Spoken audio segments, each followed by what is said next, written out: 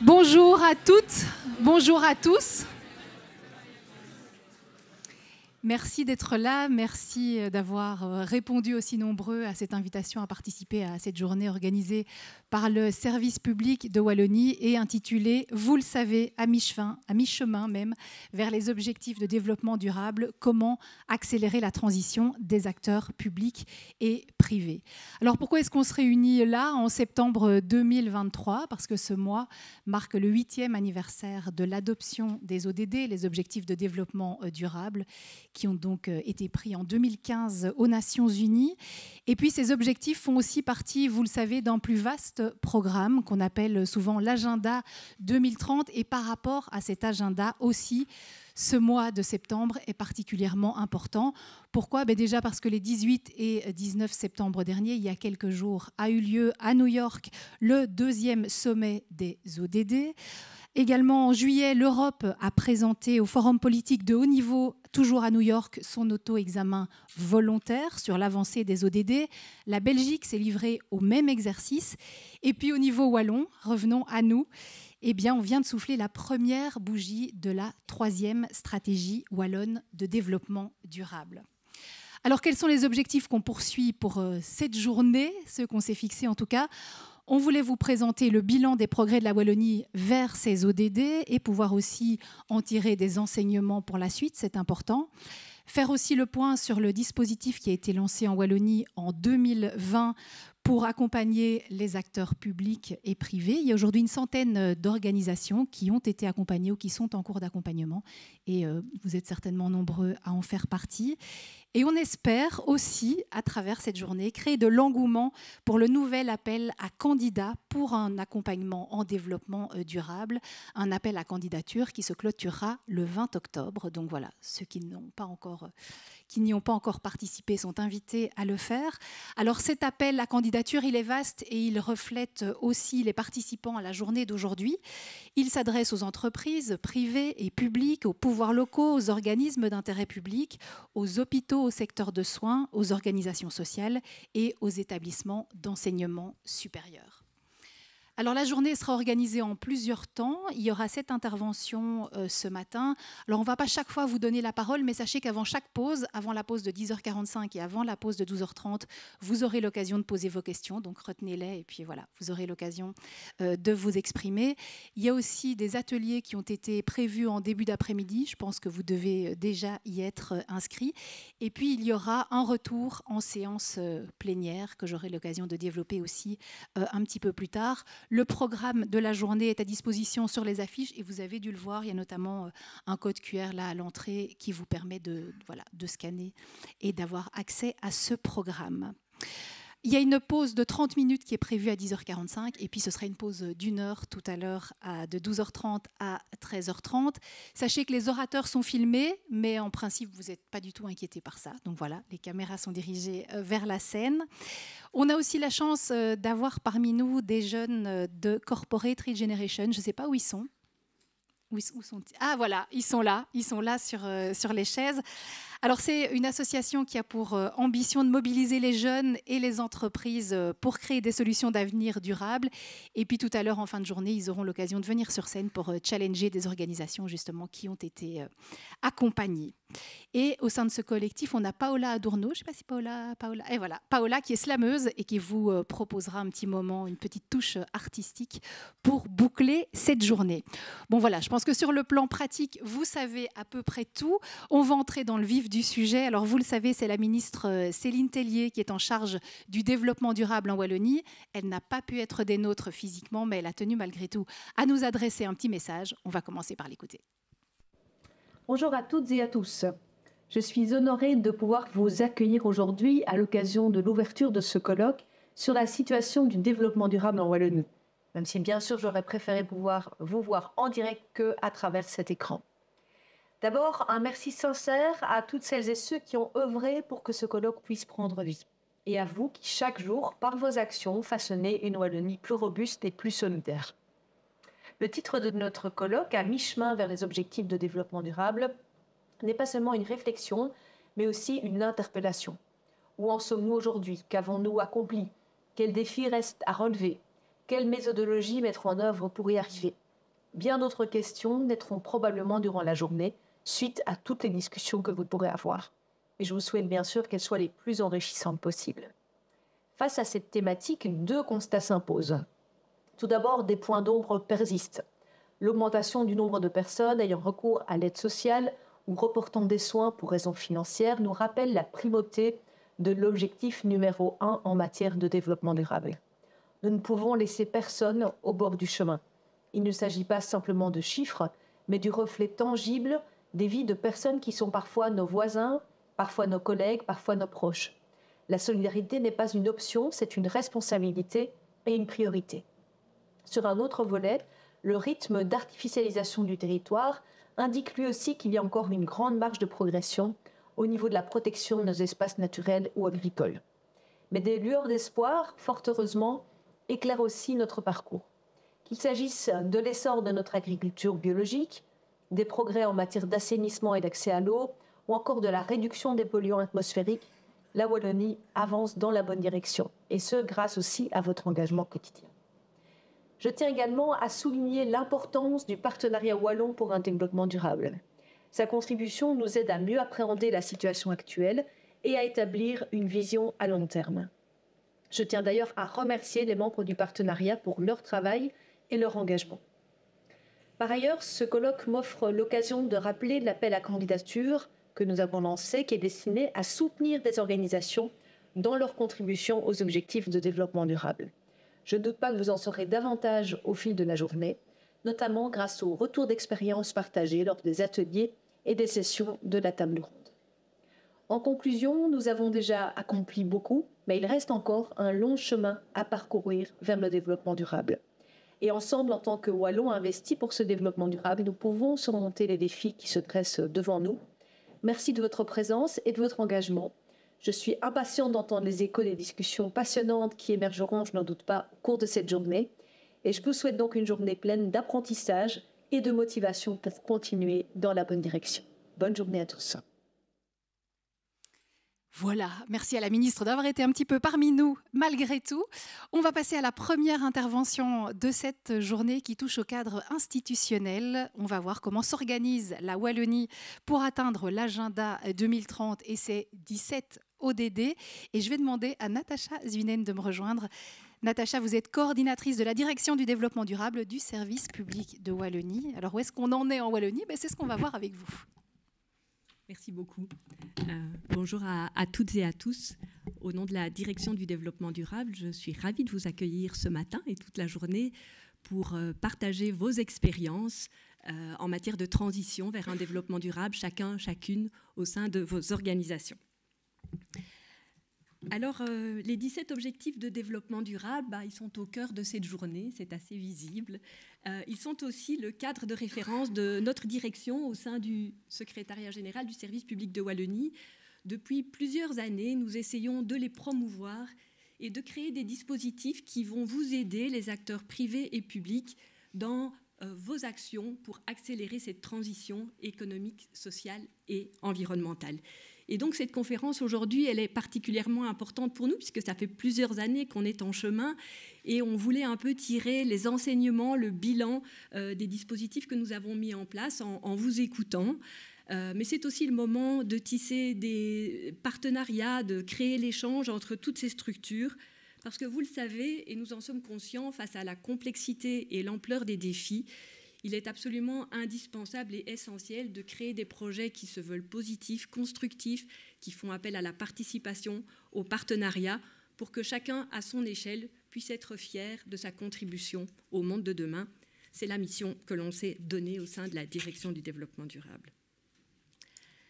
Alors, ce matin, voilà 3 points pour articuler mon intervention. D'abord, à mi-chemin des objectifs de développement durable, ça a déjà été évoqué. Puis, comment est-ce qu'on s'organise en Wallonie de manière institutionnelle? Et enfin, quels sont les outils pour accélérer cette transition? À mi-chemin. Les 17 objectifs de développement durable, vous le savez tous, je pense aujourd'hui, ils ont été adoptés en 2015 par 193 chefs d'État et de gouvernement au niveau des Nations Unies. Et c'est un agenda très précis, puisque chacun de ces objectifs se décline en cibles. Il y a environ 10 cibles par objectif, ce qui fait 169 cibles. Et donc la feuille de route, elle est très claire pour l'ensemble des États. C'est aussi un cadre unique, vous les voyez, hein, ces objectifs qui apparaissent sur la façade du bâtiment des Nations Unies à New York. Et c'est un agenda unique que j'estime très précieux et à la fois très fragile puisqu'il repose sur un accord multilatéral. Il a donné depuis 8 ans un langage commun à l'ensemble des États de la planète, mais aussi finalement aux acteurs privés et publics qui le déclinent au sein de leurs organisations. Il essaye de relier les enjeux économiques, sociaux et environnementaux, ce qui est assez important et essentiel aussi. Et puis, il repose sur un large processus participatif. Ça, c'est peut-être un peu moins connu. D'habitude, on pense que les décisions prises au niveau des Nations Unies sont des décisions qui relèvent un peu du top-down. En fait, il y a eu 3 ans de consultations larges au sein de tous les pays qui sont remontés et qui ont permis de définir cet agenda mondial. Et comme ça a été dit, on a fêté les 8 ans de la décision autour de cet agenda. Et les gouvernements à New York au mois de septembre se sont mis d'accord pour affirmer qu'en fait cet agenda constituait encore la feuille de route fêtière pour accélérer cette transition vers un développement durable et surmonter les différentes crises que nous traversons aujourd'hui. Alors le fait de fêter un anniversaire ne veut pas dire que nous sommes à la fête. Un petit dessin vaut mieux qu'un long discours. Vous connaissez tous l'aggravation du réchauffement climatique et les crises que cela engendre, notamment en termes d'inondations. En matière d'environnement, il n'y a pas que la question climatique, il y a aussi la question de la perte de diversité biologique qui représente une menace extrême pour la survie des êtres humains sur notre planète. Il y a les problèmes sociaux qui, malgré tout, restent criants, et on en parlera tout à l'heure en termes de pauvreté et d'accroissement des inégalités. Et les liens entre les problèmes sociaux et environnementaux qu'on devait souvent expliquer dans le passé, aujourd'hui, ils sont de plus en plus visibles. Alors, j'aime à rappeler la définition, en fait, d'un développement durable prise en 1987 dans le rapport Brundtland, Notre avenir à tous, qui met au centre, en fait, l'être humain et la nécessité, finalement, de satisfaire les besoins des générations présentes sans compromettre la capacité des générations futures à répondre à leurs besoins et de s'attacher plus particulièrement à répondre aux besoins essentiels des plus démunis. Je pense que cette définition dit tout sur le type de développement que nous devons mettre en place au sein de notre société. Depuis cette définition, il y a eu 2 grandes conférences qui ont essayé de matérialiser et de définir de manière plus précise, et je l'ai dit au travers de ces 17 objectifs de développement durable, quelle est la feuille de route pour l'ensemble des États. Mais en effet, on est tous conscients que les actions qui ont été menées n'ont pas encore permis d'atteindre suffisamment les objectifs ambitieux qui sont fixés dans ces feuilles de route. Néanmoins, en préparant cette intervention, je me disais, il y a quand même quelque chose qui a changé au cours de ces années. C'est la prise de conscience de ces enjeux de développement durable dans la société. Quand on a commencé à travailler avec mon équipe il y a 10 ans en Wallonie, on connaissait à peine ce qu'était le développement durable, on s'est moqué de nous, et on n'aurait jamais rassemblé autant de personnes dans la salle qu'aujourd'hui. Donc je pense qu'il y a un chemin qui a été parcouru sur lequel on peut tous s'appuyer dans nos structures pour avoir le courage de cette transition. Voilà, il nous reste quelques années, il faudra certainement aller au-delà, mais au cours de ces années, en s'appuyant sur cette conviction qui est plus grande, cette connaissance, on peut redoubler d'efforts pour essayer de contribuer chacun aux objectifs de développement durable. Et on peut s'appuyer aussi sur le cadre institutionnel qui a été mis en place en Wallonie, qui est constitué de 3 éléments, une stratégie, un partenariat, la ministre en a parlé, et un monitoring des progrès. La stratégie, c'est la 3e stratégie wallonne de développement durable, qui elle-même repose sur un décret adopté par le Parlement wallon il y a 10 ans. Cette 3e stratégie, je ne vais pas entrer dans les détails, mais je voudrais vous informer de 2 points qui me paraissent essentiels, qui figurent dans cette stratégie. C'est tout d'abord un cap. Un cap parce que 89 objectifs chiffrés, qui sont en fait la déclinaison des cibles définies au niveau des Nations Unies, ont été définis par le gouvernement, ont été adoptés, définis par les administrations et un processus participatif, et puis adoptés par le gouvernement wallon comme feuille de route et cap à l'horizon 2030. Et donc ça couvre l'ensemble des objectifs. Et puis, cette stratégie, elle n'est pas le seul outil stratégique en Wallonie qui permet de contribuer à ces objectifs. Et donc, nous avons cartographié l'ensemble des plans et stratégies qui, en Wallonie, s'inscrivent dans l'atteinte de ces 17 objectifs de développement durable. Et donc, vous avez dans cette stratégie tous ces plans et stratégies qui sont organisés par objectifs de développement durable. Ça permet d'avoir un peu cette feuille de route aussi fêtière à l'échelle de la Wallonie. Le partenariat, la ministre en a parlé. Voilà, vous étiez peut-être curieux de savoir qui figurait au sein de ce partenariat. Vous avez les logos de l'ensemble des institutions, 25 institutions qui ont travaillé avec nous à l'élaboration de cette 3e stratégie, qui continuent à nous aider dans le cadre de la mise en œuvre de cette stratégie. Et on leur présentera finalement les enseignements de ce colloque et on continuera à discuter avec eux pour voir comment on peut aller de l'avant dans la mise en œuvre des objectifs. Le monitoring des progrès, on essaye d'informer l'ensemble des acteurs en Wallonie sur les progrès que nous réalisons vers les objectifs de développement durable de manière régulière. Ça fera l'objet d'une présentation tout à l'heure par l'IWEPS avec qui nous travaillons et ma collègue Valentine, donc je ne vais pas m'attarder maintenant. Mais à côté de ce monitoring purement wallon, il y a, comme ça a été dit, un exercice que fait la Belgique, comme les autres États et l'Union européenne, de revue par les pairs, et donc un exercice où on se rend aux Nations Unies et on fait le bilan de l'état d'avancement des progrès de chaque pays vers un développement durable. Donc la Belgique comme l'Union européenne ont présenté leur rapport au mois de juillet, et à cette occasion, une petite vidéo a été réalisée par la Belgique qui va être diffusée. Here we are.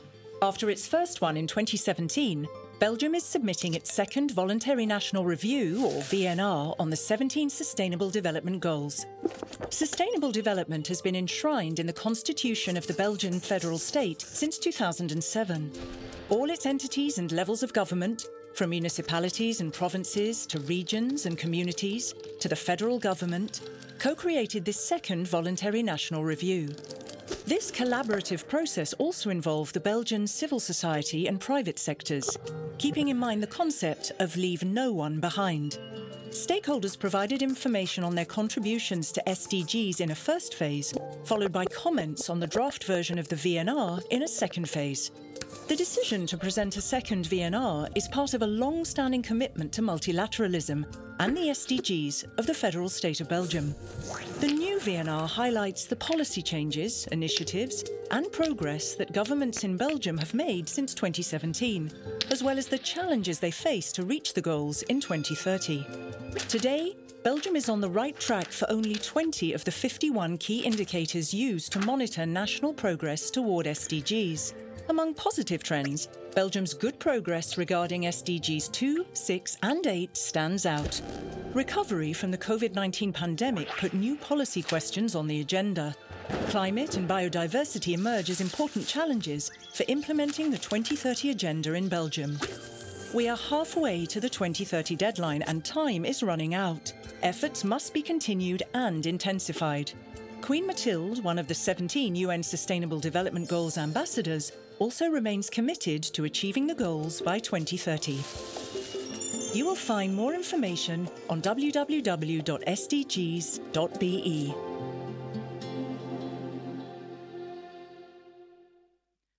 Voilà, vous pouvez consulter évidemment le rapport qui a été élaboré par la Belgique, par l'ensemble des institutions. C'était un processus assez long qui a aussi permis aux parties prenantes de s'exprimer sur les progrès de la Belgique. À côté de ces 3 instruments, j'aime aussi mentionner le travail d'une institution qui veille au grain en Belgique sur la mise en œuvre de ces objectifs. C'est la Cour des comptes qui, en 2020, a élaboré un rapport dans lequel elle a analysé comment la Belgique s'organisait pour mettre en œuvre ces 17 objectifs de développement durable, a formulé une série de recommandations et suit maintenant la mise en œuvre de ces recommandations en nous interrogeant régulièrement, pouvoir public, sur ce que nous faisons. Donc voilà, ça donne un peu une vision du cadre institutionnel global, je dirais, autour de la mise en œuvre de ces 17 objectifs. Alors comment accélérer la transition, comment générer cette transformation dont nous avons besoin pour rendre le monde plus durable. Là, je vais plutôt essayer de faire le lien avec les différents ateliers et éléments de la journée aujourd'hui qui auront lieu. Il est possible d'informer et de continuer à informer, et c'est absolument indispensable. Ça peut se faire au travers de différents outils, comme les labels et les certifications qui se développent et qui feront l'objet d'un atelier. Ça peut se faire par des colloques, comme le SDG Forum du 19 octobre ou l'événement d'aujourd'hui. Par la mise en réseau que l'on organise, par exemple, entre les unités d'administration publique et les pouvoirs locaux, mais il y en a aussi qui sont organisés entre les entreprises. On en parlera dans les ateliers. À côté de l'information, on peut quand même aussi inciter, c'est ce qu'on appelle la carotte. L'appel à organisation durable avec le coaching est un de ces outils qui incite les organisations à franchir le pas. Il y a les prix aussi qui permettent à des entreprises, des organisations de se faire visibiliser, par exemple pour les rapports de responsabilité sociétale qui sont remis par l'Institut des réviseurs d'entreprise. Il y a une série d'outils que l'on met à disposition. Il y a des financements aussi qui aident à franchir le pas. À cette occasion, vous avez peut-être entendu parler du financement qui a été octroyé par le gouvernement wallon à 25 universités et hautes écoles pour bénéficier d'une personne qui va être en charge de promouvoir les objectifs de développement durable dans ces institutions. Et nous devrions normalement, en 2024 et 2025, pouvoir soutenir les pouvoirs locaux qui sont dotés d'une feuille de route objectif de développement durable pour mettre en œuvre des projets de terrain plus spécifiques.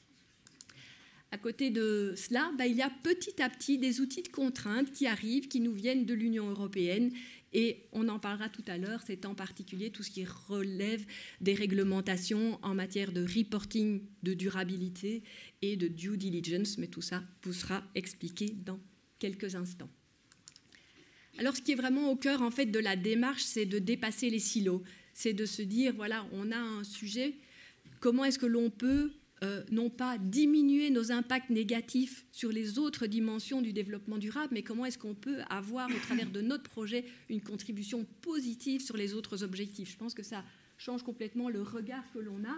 Et donc, il suffit, entre guillemets, de mettre son sujet, son activité, son métier au cœur de ces trous, comme là c'est fait au travers de la question de l'énergie, et de se questionner sur comment finalement on peut générer des externalités positives au travers d'un projet ciblé sur un des objectifs de développement durable. Et pour cela, en général, c'est nécessaire de travailler avec d'autres personnes parce qu'on a rarement la connaissance seule de tous ces sujets. Et donc, il est important de travailler en partenariat avec d'autres acteurs pour avancer dans la mise en œuvre d'un développement durable. Et c'est pour ça que nous vous avons rassemblés aujourd'hui. Vous êtes issus de pouvoirs publics régionaux, de pouvoirs locaux, d'entreprises, d'associations, de centres de recherche. Il y a beaucoup d'étudiants de l'UCL, je pense, dans la salle, des jeunes de Corporate Regeneration. Voilà, je pense que c'est vraiment le moment de bénéficier, de profiter de cet espace lieu et temps pour échanger et tisser des partenariats. Vous pourrez aussi aller à la rencontre de nos invités qui viennent de France, du Commissariat général au développement durable qu'on entendra tout à l'heure, ou de l'hôpital de Niort qui a mené des démarches exemplaires en matière de soins de santé et développement durable. Pour conclure, je voudrais dire que par rapport aux défis immenses auxquels nous faisons face, on pourrait bien entendu baisser les bras. Mais à la direction du développement durable, ce n'est pas trop notre tasse de thé, comme on dit. On a plutôt envie de vous aider à vous retrousser les manches, de vous aider à remplir votre verre pour qu'il soit plus qu'à moitié plein, et de vous aider à agir avec les leviers pour qu'en fait vous soyez tous à votre niveau, parce qu'évidemment à l'échelle de la planète c'est très compliqué, mais fiers de votre contribution au monde de demain. Voilà, je vous souhaite donc une journée bien arrosée pour remplir votre verre et soutenir votre action au quotidien. Merci pour votre attention.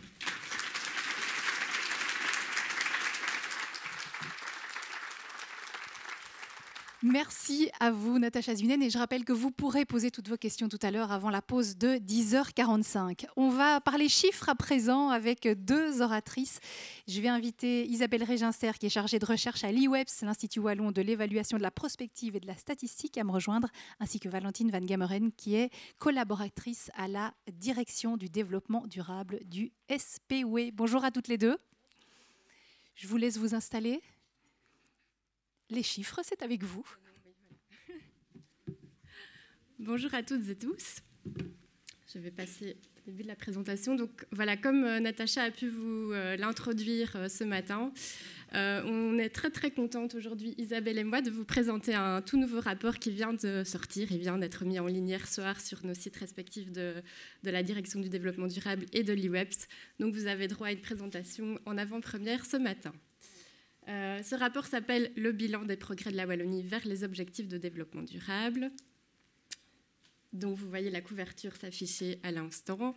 Dans sa 3e édition, donc c'est l'édition 2023. Dans notre petite présentation en duo qui illustre en fait notre collaboration très étroite pour ce travail entre l'IWEPS et la Direction du développement durable, nous allons vous expliquer brièvement, puisque le temps nous est compté ce matin, un petit peu le pourquoi, en fait, quelles sont les raisons et pourquoi en fait suivre les progrès de la Wallonie vers les ODD au moyen d'indicateurs. Quel est un petit peu l'historique de cette démarche et chaque fois les innovations au cours des différents rapports. Ensuite, Isabelle rentrera dans le concret et vous expliquera voilà, ce qu'on peut trouver concrètement dans ce rapport, quels sont les indicateurs, quelle est la méthode suivie et quels sont les principaux résultats qu'on peut tirer de cette 3e édition du rapport. Et puis je conclurai sur des principaux messages clés pour accélérer la mise en œuvre des ODD suite aux analyses qui sont effectuées dans ce rapport, ainsi que quelques futurs développements qui pourront vous intéresser en fonction de vos profils. Alors donc la question, premièrement, c'est pourquoi finalement faire paraître de tels rapports de manière régulière en Wallonie ? Comme Natacha vous l'a bien expliqué, je pense, en introduction, nos travaux se rattachent voilà, à cet ancrage institutionnel des 17 objectifs de développement durable et donc à ce programme international qui a été adopté au niveau des Nations Unies. Et donc le principe de rapportage, de transparence, de suivi fait partie intrinsèque en fait, des principes de ce programme. Et donc les États sont invités de manière régulière à faire état justement de leur avancement en matière de mise en œuvre des ODD. C'est, comme Natacha vous l'a présenté, la démarche des examens nationaux volontaires dont la Belgique a présenté son 2e rapport cet été. Mais au-delà de l'évaluation nationale, il est aussi intéressant de voir ce qui se fait en fait à une échelle plus infranationale. Et donc l'objet de nos rapports en Wallonie, mais c'est fait aussi à d'autres niveaux dans d'autres pays, c'est vraiment de regarder plus en détail dans notre contexte régional ce qui se passe par rapport à ces avancées en termes de développement durable. Donc ça, c'est au niveau, on va dire, global et international. Plus fondamentalement, la question de suivre les progrès d'une région par rapport aux ODD, c'est en fait se poser la question très concrète de comment évolue notre société à l'aune de ces dimensions sociales, environnementales, économiques et de gouvernance. Donc c'est à un niveau très concret puisqu'on voit en fait concrètement comment le lieu de vie des Wallons et des Wallonnes, comment le cadre de vie, comment les situations très concrètes de vie évoluent. Et est-ce qu'elles vont dans le bon sens ou pas. Donc ça, c'est un peu selon l'adage aussi au niveau politique de « on ne gère bien que ce que l'on connaît, que ce que l'on mesure ». Mesurer, c'est savoir, donc on est vraiment dans cette logique-là.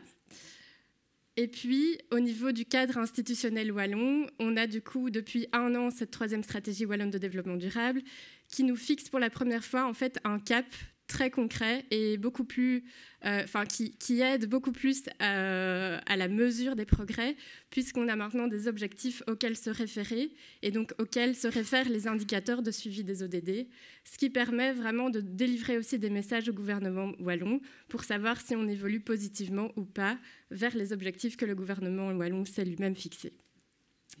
On a aussi un dialogue avec le partenariat qui a pu se faire, et ça j'entrerai un petit peu plus dans les détails par rapport à un chapitre à part entière du rapport qui est nouveau par rapport aux éditions précédentes.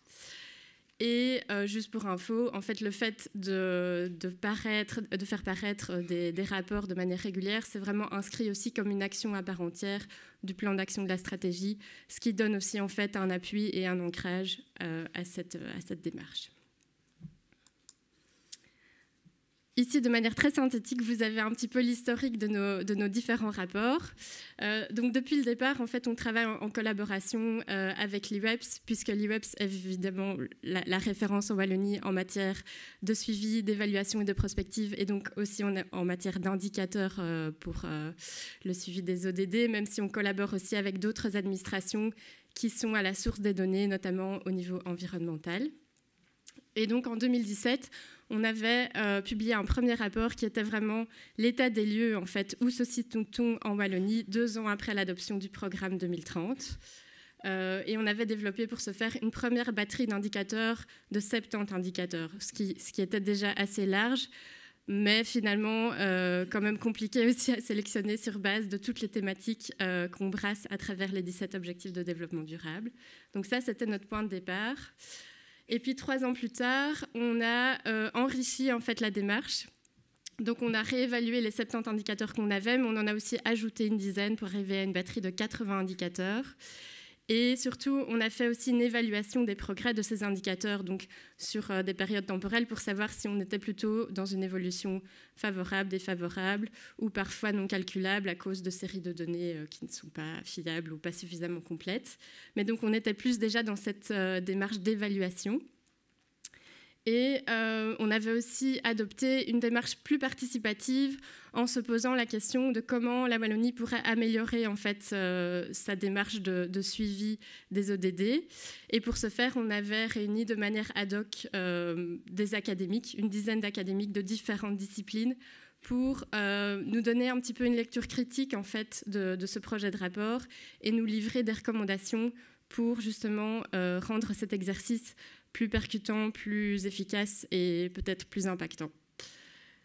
Et du coup, la 3e édition a pris en fait en main ces recommandations et a permis en fait d'aller un peu plus loin dans la démarche et en tout cas on l'espère de délivrer des messages qui seront peut-être mieux compris et plus rassembleurs.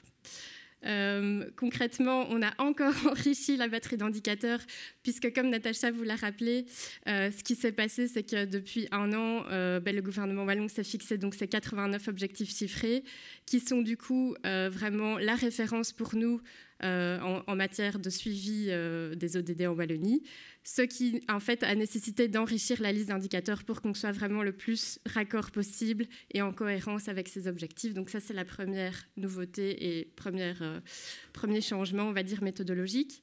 La méthode aussi a changé, et ça, Isabelle vous l'expliquera, pour être en phase avec cette méthode d'évaluation par rapport à des objectifs chiffrés.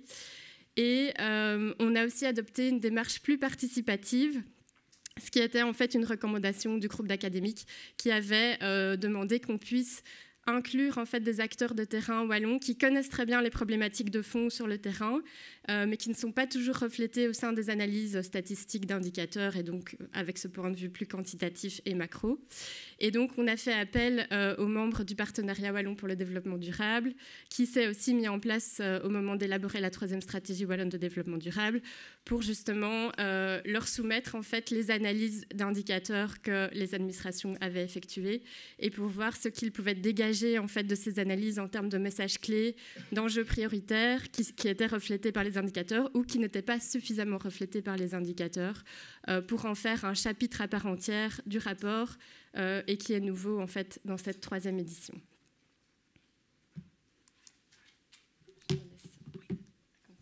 Voilà, donc on entre dans ce qu'on appelle maintenant le bilan.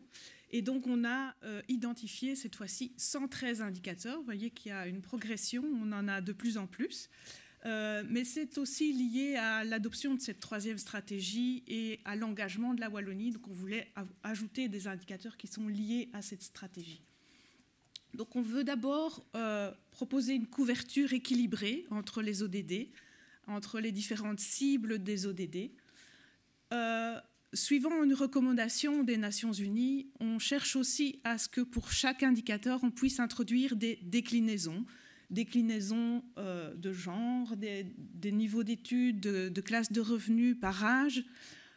C'est l'idée de ne laisser personne sur le côté et c'est l'idée d'avoir des indicateurs d'une transition juste. On cherche à articuler le système d'indicateurs wallons par rapport à tout ce qui se passe au niveau international. Natacha en a bien parlé, et bien sûr à tout ce qui se passe au niveau fédéral aussi. On veut garantir une comparabilité donc avec ces différents niveaux nationaux, européens et internationaux. On veut bien sûr que toutes les données, et ça c'est vraiment une des bases pour la construction d'indicateurs, puissent être suivies dans le temps, parce que si on veut calculer des progrès, eh ben, c'est juste très compliqué si on a des données et des indicateurs qui ne sont pas harmonisés dans leur méthode de calcul dans le temps, et puis disponibles forcément au niveau régional. Et donc ce lien avec la troisième stratégie dont on a déjà pas mal parlé. Donc on est sur 113 indicateurs. Par rapport aux critères que je viens de citer et à la liaison possible avec les travaux internationaux et fédéraux, donc on a 42 des indicateurs qui sont très proches des indicateurs de la liste nationale, 34 qui sont très proches des indicateurs d'Eurostat. Et le premier point, c'est que 74 sont rattachés directement aux cibles de la stratégie wallonne de développement durable. Voilà, 113, c'est beaucoup. Sur la capacité de synthèse, on n'est peut-être pas les gagnants, mais voilà, on a identifié dedans des indicateurs clés si vous voulez aller plus droit au but ou avoir des indicateurs qui sont plus clés par rapport à l'ensemble. Donc, une des nouveautés, comme l'a dit Valentine, c'est que maintenant on a des indicateurs avec cible, et au sein de ce même bilan, on en a d'autres sans cible. Donc on a deux méthodes, donc la cible pour l'horizon 2030 à atteindre. Donc on a deux méthodes pour calculer les progrès de la Wallonie pour cet horizon. La première méthode, c'est pour les indicateurs avec cible. On se pose la question de savoir si l'évolution attendue de l'indicateur permet d'atteindre cet objectif chiffré en 2030. Voilà, ça c'est le tableau explicatif de la méthodologie pour les indicateurs avec cible, à savoir que les seuils qui ont été choisis et le calcul, c'est vraiment, on est tout à fait en phase avec ce que fait Eurostat. Donc voilà, on se base sur des normes internationales pour identifier 4 types d'évolution. Donc progrès significatif vers l'objectif, progrès modéré, éloignement significatif. Et malheureusement, on a aussi des indicateurs non calculables. Alors il y a 3 cas possibles pour ces indicateurs non calculables. C'est soit qu'ils viennent d'une enquête où les marges d'erreur ne permettent pas de calculer une évolution, soit qu'on a trop peu de données, soit que les données sont trop récentes, trop anciennes justement, et que par rapport à la cible, on ne sait pas voir où on en est sur les progrès récents. Donc ça, c'est la deuxième manière de calculer. Si vous voulez avoir plus de détails, allez sur le rapport ou bien regardez comment Eurostat fait. Donc l'autre manière, c'est quand on n'a pas une cible. Là, on se pose la question de savoir si l'indicateur évolue dans la bonne direction par rapport à l'ODD et des cibles décrites depuis les Nations Unies. Donc, type de moins en moins de pauvreté. Donc, j'en viens à nos 2 outputs, parce que une des grosses nouveautés aussi cette année, c'est que nous avons 2 outputs, 2 médias pour vous proposer d'aller vous balader. Donc, un rapport, format PDF, et puis un rapport plus synthétique, dans lequel il y a des analyses pour chaque indicateur. Les résultats sont analysés aussi de manière détaillée. Et puis un site mis en ligne ce matin sur notre site internet, où vous pouvez aller cliquer sur chaque indicateur, où toutes les données sont téléchargeables. Et voilà, c'est une manière aussi de pouvoir les mettre à jour plus facilement. Donc voilà, un développement particulier en plus. Et voilà, quel résultat? Voilà, j'ai été trop vite? Non, c'est bon. Quel résultat? Très globalement, voilà le tableau de synthèse des 113 indicateurs. Donc malheureusement, on en a 29 parmi les 113 dont on ne peut pas calculer l'évolution. Mais on est quand même sur 38, donc 33,6% pour lequel on calcule un progrès significatif vers l'objectif, 17 un progrès modéré. Donc on est à 48,6% des indicateurs pour lesquels on a des flèches vertes. Donc voilà, on peut se dire, ça ne va pas si mal par rapport aux objectifs de développement durable, même si dans la flèche verte progrès modéré, peut-être qu'on ne va pas assez vite pour y arriver. Et puis, il y a les indicateurs pour lesquels on est en éloignement modéré ou significatif. Alors là, c'est vraiment une grosse synthèse. C'est vraiment important d'aller regarder les détails des évolutions, parce que parfois, sur les dernières années, avec la crise Covid qu'on a vécue, il y a des évolutions qui sont parfois plus défavorables sur les deux dernières années, voire parfois plus favorables. Alors, en termes de bilan aussi, lorsqu'on regarde à l'intérieur des ODD, Natacha l'a déjà évoqué tout à l'heure rapidement, on a des tendances vraiment plutôt défavorables sur 2 ODD, c'est la réduction de la pauvreté en Wallonie et l'augmentation des inégalités. Donc on n'arrive pas trop à les réduire, et en particulier depuis quelques années. Donc là, 2 gros points d'attention par rapport à notre bilan. On a des tendances qui sont à la fois favorables et défavorables suivant les indicateurs pour 5 ODD, 2, 4, 8, 9, 13. On a plutôt des tendances favorables, même si parfois on a un petit indicateur sur lequel ça va un peu moins bien, pour 6 autres ODD, 3, 5, 7, 11, 12, 14.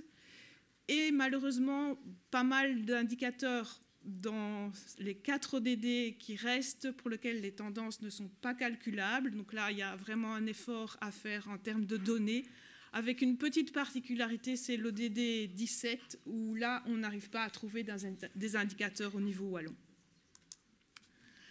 Alors, s'il vous plaît, voilà, c'est très difficile de présenter un bilan avec 113 indicateurs. Allez voir sur nos sites les rapports, voilà. Il y a pas mal d'explications sur ce qu'on a pu identifier. Je donne juste là maintenant, et on a choisi avec Valentine 2 exemples. Donc 2 exemples assez représentatifs de la diversité. Donc on n'est pas simplement sur un alignement de chiffres, mais on a en tout cas sur l'indicateur de gauche un indicateur qui est le reflet de la vie quotidienne des ménages et des personnes, avec un indicateur qui reflète la difficulté de payer ses factures d'eau en Wallonie. C'est typiquement un indicateur qui est un ajout pour nous par rapport aux références internationales. C'est un indicateur typiquement wallon. Il n'y a pas de cible fixée par la 3e stratégie wallonne de développement durable ou par une autre stratégie ou un autre plan, mais on voit une évolution négative sur l'ensemble de la période, même s'il y a eu des mesures de protection liées à la période Covid en 2020 et 2021. C'est pour ça que ça se réduit. Je vous disais qu'il y avait des évolutions parfois perturbées sur les 2 dernières années. Mais on voit donc que c'est un indicateur pour lequel il y a de plus en plus de précarité par rapport à l'accès effectif à l'eau. Et donc, voilà, des personnes qui doivent avoir des compteurs qui réduisent leur consommation d'eau parce qu'ils ne savent pas payer. Le 2e indicateur, c'est un indicateur plus à voir de manière collective pour la Wallonie. Et c'est un ratio. Je vois que malheureusement, c'est un petit peu décalé. Donc, il reflète le ratio entre les énergies renouvelables par rapport à la consommation finale d'énergie en Wallonie. Donc là, par contre, on est sur un objectif, on est sur un indicateur qui a des standards internationaux de calcul par Eurostat, et on a un objectif wallon qui vient du plan wallon Air, Climat, Énergie qui a été adopté en 2023 et qui voudrait qu'on atteigne un pourcentage de ces énergies renouvelables par rapport à la consommation finale de 28 ou 29%. Et on voit donc qu'on a calculé ces progrès par rapport à cette cible 2030, qu'on va dans le bon sens, comme le montre le graphique, mais qu'on ne va peut-être pas assez vite pour l'atteindre. Voilà, des exemples de deux manières de mesurer les progrès avec des indicateurs différents. Voilà. Merci Isabelle pour cette synthèse assez compliquée. Et de mon côté, je vais conclure voilà, par ce nouveau chapitre dont je vous ai parlé en introduction, à savoir l'ajout d'un chapitre à part entière concernant des messages clés donc adressés finalement à nos dirigeants au gouvernement wallon pour accélérer la mise en œuvre des ODD. Je pense que c'est vraiment le message aujourd'hui quand on fait le bilan à mi-chemin avec les 7 ans qui nous restent pour arriver aux objectifs à l'horizon 2030. Donc là, juste pour vous expliquer un petit peu la méthode, c'est comment est-ce qu'on a finalement alimenté ce chapitre. Et donc là, on revient au commencement finalement, au fait que chaque acteur wallon peut contribuer à son niveau aux objectifs de développement durable, mais a aussi finalement détient aussi des connaissances qui ne sont pas toujours reflétées en fait au sein des indicateurs, des statistiques officielles voilà, qui sont disponibles actuellement en Wallonie. Et donc on a fait appel aux 25 membres du partenariat wallon pour le développement durable. D'ailleurs, j'ai repéré une série de membres dans la salle que je remercie à cette occasion, puisque ça a été quand même un travail assez demandeur en temps qu'on leur a proposé. Concrètement, en fait, on a proposé aux membres de prendre connaissance des fiches indicateurs qui avaient été rédigées avec les éléments disponibles au sein des administrations. Et on leur a demandé de réfléchir par groupe de travail inter-ODD pour justement privilégier une vue transversale sur la situation de la Wallonie, pour savoir quels enjeux prioritaires ils ressortaient de ces analyses, où ils souhaitaient ajouter, parce que justement, par défaut d'indicateurs ou par défaut de données suffisamment récentes en Wallonie, certaines tendances de terrain, peut-être plus qualitatives, n'étaient pas suffisamment reflétées au sein du rapport. Et donc, ça a mené voilà, à des contributions qui ont été compilées pour former un nouveau chapitre voilà, qui fait une dizaine de pages dans le nouveau rapport et qui n'est pas une annexe, hein, je le précise, qui est vraiment au cœur du rapport. Ici, je ne vais pas rentrer dans les détails, mais j'ai juste repris les principaux sous-titres en fait, qui font l'objet de ce chapitre et qui montrent en fait la diversité en fait des thématiques qui sont soulignées par les membres du partenariat et qui en fait font vraiment écho à l'ensemble des 17 objectifs de développement durable. Donc évidemment, sans étonnement, on a la question de la lutte contre la pauvreté et des inégalités qui revient comme premier sous-thème, puisque ça, c'est vraiment une analyse de ce rapport-ci qui montre que les ODD 1 et 10 évoluent de manière défavorable en Wallonie. Donc c'est un constat qu'il faut quand même faire de manière réaliste pour envoyer des signaux à cet égard. On a la thématique de la santé, en particulier de la santé mentale, qui est aussi revenue comme quelque chose de peut-être nouveau, ou enfin peut-être pas nouveau, mais qui se renforce en fait suite à l'ensemble des crises qu'on a connues. Une emphase aussi sur tout ce qui est éducation et accès à une formation de qualité. On sait que c'est central parce que c'est vraiment un levier transversal quand on veut faire évoluer nos sociétés. La question de la transition énergétique, mais dans une perspective de transition juste, qui ne laisse personne de côté. La question de l'aménagement du territoire, avec la question de l'artificialisation des terres, mais aussi de la qualité du cadre de vie et de tout ce qui est la résilience, par exemple, et aussi de la mobilité, qui est évidemment au cœur des questionnements en termes de territoire. Les questions environnementales avec la biodiversité, mais aussi les questions plutôt de transition économique à travers voilà, les modifications dans les modes de consommation et de production.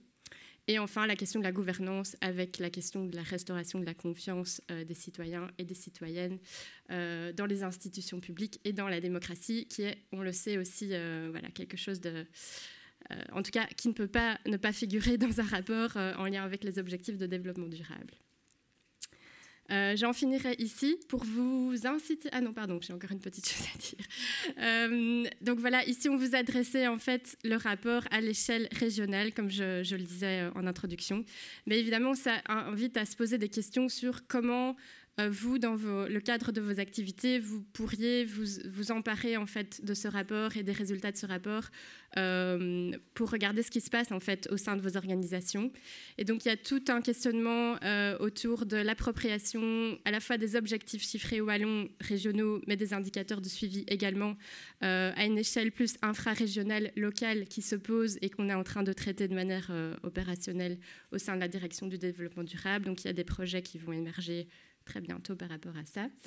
Et juste vous souligner 2 sources d'informations si vous ne les connaissez pas encore, c'est qu'il y a déjà en fait des indicateurs locaux disponibles en Wallonie, qui sont d'ailleurs gérés par l'IWEPS. Donc c'est la plateforme Walstat, qui est vraiment le portail de statistiques pour ce qui concerne les communes, les provinces, les arrondissements, et où il y a déjà eu un travail en fait de tag, enfin de classification des indicateurs selon les ODD. Donc ça peut aider en fait les pouvoirs locaux à se doter eux-mêmes d'un tableau de bord d'indicateurs en se référant à ces indicateurs Walstat.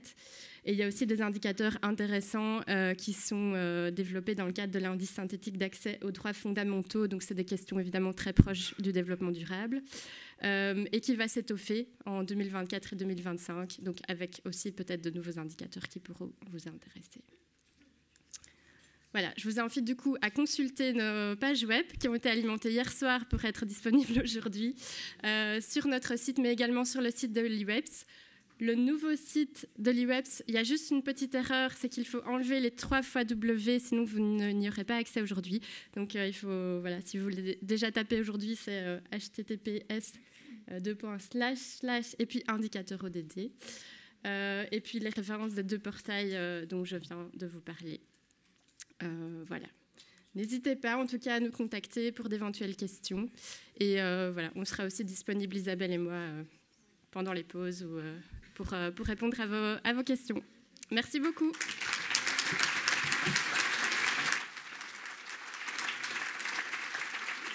Merci à vous deux. Et de toute façon, vous nous revenez dans quelques minutes pour la séance de questions-réponses, évidemment, avant la pause. Avant cette pause, encore une troisième intervention. Ce matin, on va parler des réglementations européennes. Comment s'y préparer à ces réglementations qui sont en lien avec les ODD? C'est ce qu'on va voir avec Anne-Catherine Trinan de Cap Conseil. Cap Conseil qui aide les sociétés à s'inscrire dans une démarche durable à travers l'ensemble de leurs activités.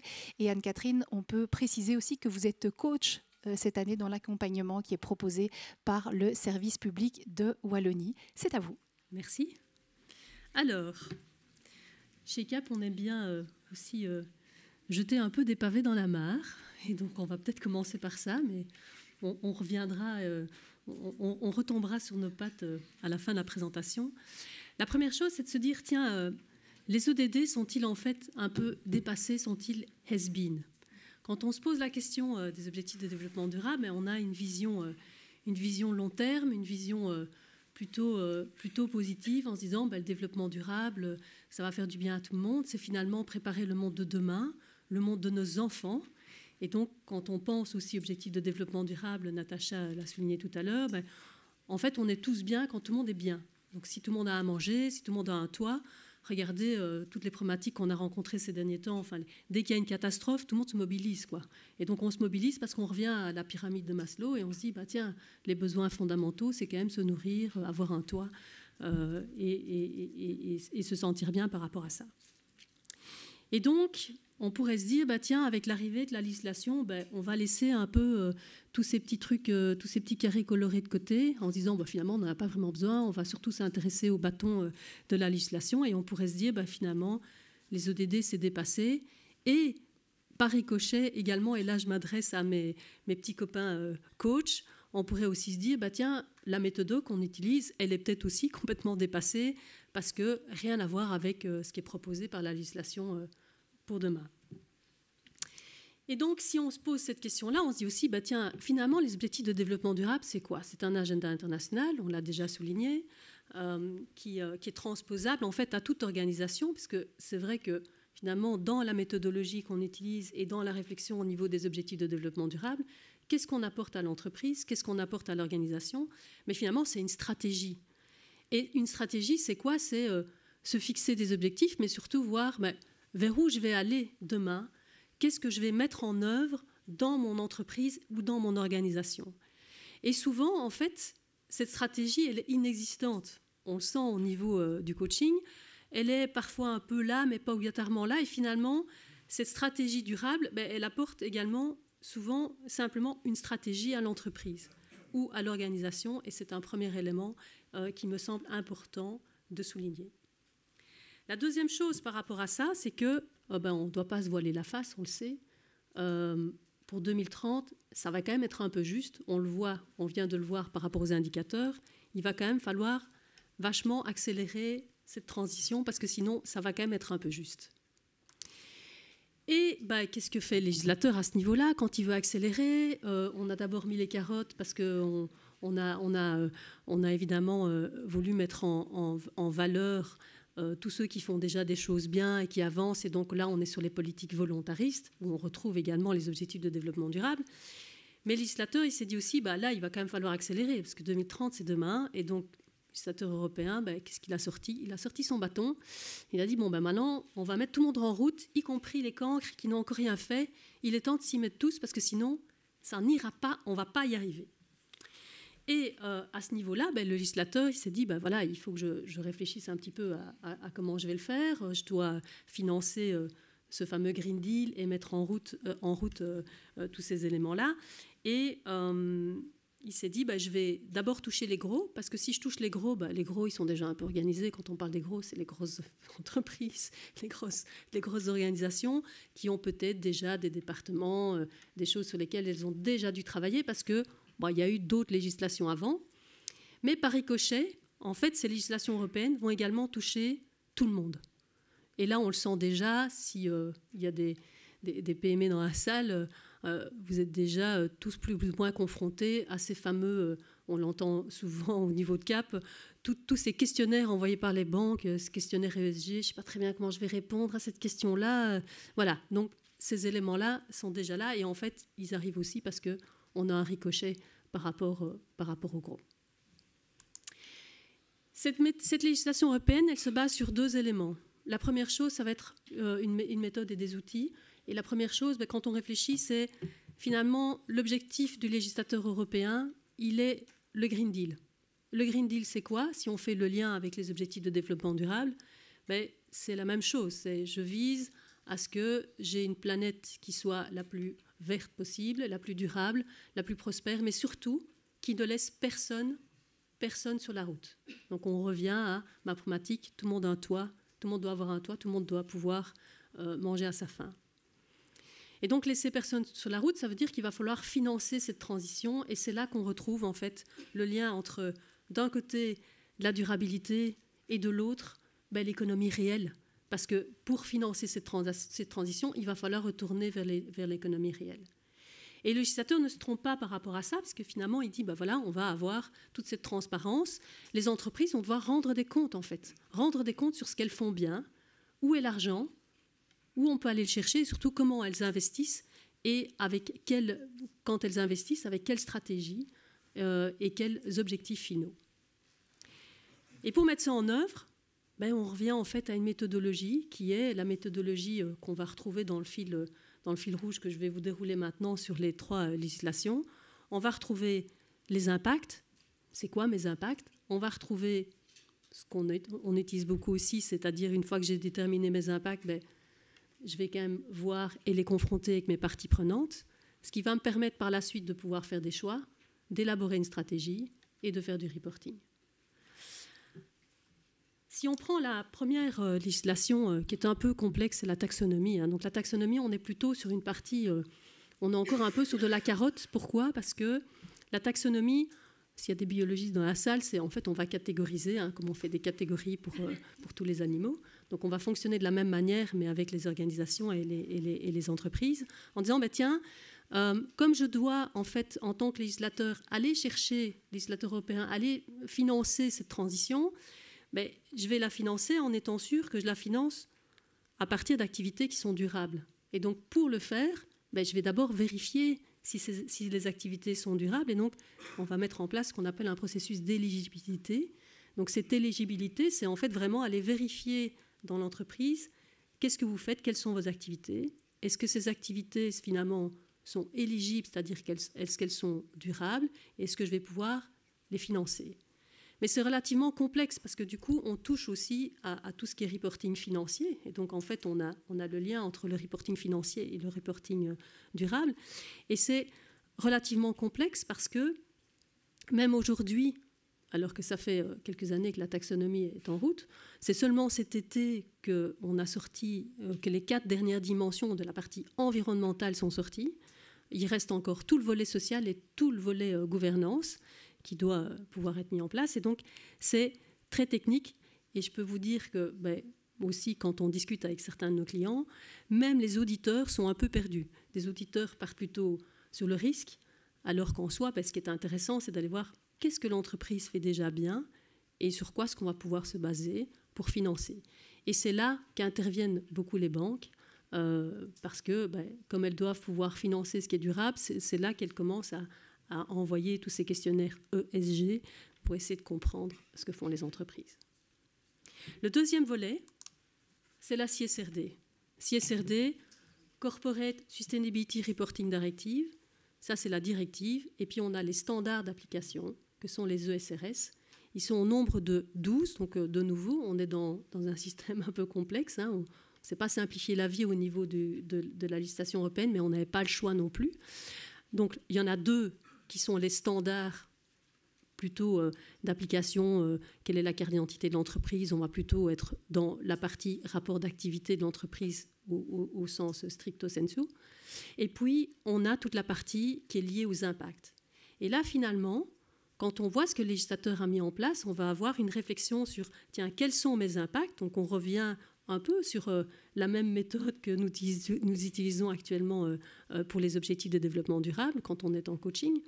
Mais on a un peu complexifié les choses, c'est-à-dire que comme on est de nouveau lié à la finance, d'un côté, on va avoir les impacts, et de l'autre, on va réfléchir à quels sont les risques et les opportunités avec les longues vues uniquement d'un point de vue financier, en se disant, tiens, financièrement, c'est quoi les risques et les opportunités que j'ai par rapport à certains de mes impacts. Donc on va réfléchir sur cette partie-là. Et ça, c'est cette fameuse analyse de double matérialité dont certains d'entre vous ont peut-être entendu parler. Donc matérialité simple, les impacts, double matérialité, on rajoute une couche avec les risques et les opportunités.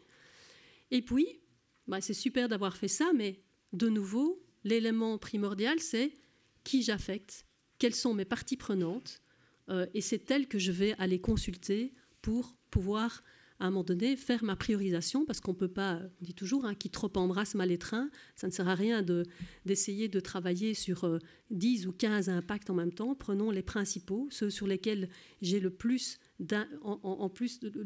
d'effets au niveau de mes parties prenantes, et c'est là où l'élément est important, c'est vraiment de faire cet exercice. Et je le dis parce que même dans les coachings que nous avons actuellement avec des organisations et des entreprises, c'est la partie, quand on commence à dire, voilà, on va consulter les parties prenantes, souvent les gens disent « Ah non, pas faire ça, hein, surtout pas, parce que j'ai un peu peur de ce qu'ils vont dire, etc. » Et finalement, c'est tellement enrichissant de faire cet exercice et de voir ce qui ressort de cet exercice, parce que ce n'est pas uniquement négatif. En fait, ça permet à chacun de voir, tiens, où est-ce que j'en suis? Finalement, j'avais l'impression que là, j'avais un impact particulièrement négatif, mais finalement, mon client, mes fournisseurs, peut-être les riverains avec qui je dois parler parce que je les impacte d'une certaine manière, mais en fait ne sont pas si concernés par cette problématique-là. Par contre, une autre est peut-être plus importante. Et c'est ça qui va permettre de déployer cette stratégie. Donc finalement, ça c'est la première partie de la CSRD. Donc on revient sur des éléments classiques. On va y rajouter évidemment, on va complexifier les choses en disant, tiens, on va quand même vérifier à ce que le processus soit totalement auditable. C'est là qu'on est dans une réglementation européenne. Et en plus, on va demander, et c'est là où tout le monde s'arrache un peu les cheveux pour l'instant, on va devoir rapporter sur toute une série de données. Donc là, on va vraiment demander aux entreprises de rendre des comptes et de pouvoir donner, tiens, quelles sont les données sur lesquelles je vais rapporter, quelles sont les métriques, et on revient un peu à la présentation qu'on a eue juste avant sur, tiens, les métriques, tout se tient finalement, quelles sont les métriques sur lesquelles je dois rapporter, et c'est là où ça devient un peu plus compliqué, parce que d'un côté, depuis des années, on a la partie reporting financier, où déjà ça a été complexe, il y a dû y avoir toute une série de normes mises en œuvre, mais au niveau de la durabilité, on touche à tous les départements d'une organisation, tous les départements d'une entreprise. Et c'est là où ça devient complexe et on dit un peu à l'enfant de la durabilité, bon maintenant on range un peu ta chambre, il est temps de remettre tout en ordre parce que là, moi je ne m'y retrouve plus, quoi. Je dois aller chercher les données un peu partout et c'est là où les entreprises pour l'instant se cassent un peu les dents et c'est un élément important au niveau de cette législation. Et puis enfin, on a la corporate, et peut-être pour terminer sur cette partie CSRD, ce qui est important aussi peut-être de noter, c'est que en fait, la méthode employée, qui a été mise en œuvre par le législateur, c'est finalement la méthode que beaucoup de mes collègues consultants et moi-même utilisons depuis des années. C'est une méthode simple et qui permet en fait de déployer une stratégie. Donc on revient sur cette méthode qui est impact, partie prenante, déterminer derrière ces axes stratégiques et puis faire du reporting. Et en fait, même si ça peut vous paraître bizarre, nous, on a accueilli plutôt favorablement l'arrivée de cette législation en disant enfin, la méthode qu'on utilise depuis des années est enfin reconnue. Elle est enfin reconnue au niveau européen et on va enfin pouvoir accélérer les choses puisque l'objectif, il est celui-là. C'est de veiller à ce que les entreprises accélèrent, rendent des comptes sur ce qu'elles font. Pourquoi ? Parce que, en fait, une fois qu'on se met en route au niveau de ce reporting, ça permet également de pouvoir voir, tiens, où est-ce que l'argent est investi ? Où est-ce que l'argent est mis en œuvre au niveau... qu'est-ce que fait l'entreprise de son argent et comment elle l'investit à bon escient ? C'est ça, en fait, que vise le législateur européen via ces directives. Et puis arrive la troisième directive qui, elle, n'est pas encore sortie, mais elle arrive, elle va bientôt sortir. C'est la Corporate Sustainability Due Diligence Directive qui, elle, vise quoi ? Mais en fait, elle va viser cette fameuse chaîne de valeur. Donc là, on fait en fait un cercle vertueux et on complète la roue. L'objectif, c'est quoi ? C'est de se dire, la question que s'est posée le législateur, c'est, tiens, finalement, le développement durable, ce n'est pas uniquement dans Namur, ce n'est pas uniquement la Wallonie, c'est le monde. Parce que finalement, l'usine du monde, c'est la Chine. Ne nous voilons pas la face. Le grenier du monde, c'est l'Afrique. Donc c'est de nouveau ailleurs, c'est pas ici. Et donc, par rapport à ça, ce qui est important, c'est de se dire, tiens, aujourd'hui, on délocalise de plus en plus, mais on délocalise parfois au mépris des droits humains. C'est pas très bien ce qui se passe dans les pays africains. Quand je suis fabricant de chocolat et que j'importe mes fèves de cacao, la manière dont elles sont récoltées, j'ai pas toujours la main là-dessus. Et donc cette directive, en fait, qu'est-ce qu'elle vise ? Elle vise à ce que on mette un tout petit peu d'ordre par rapport à ça et qu'on ait cette réflexion. Et il est fort probable que demain, les entreprises, en fait, les matières premières ou les matières produites de manière non durable et qui n'ont pas fait un exercice de durabilité ne passeront plus les frontières de l'Europe. Et donc cette directive va aller assez loin.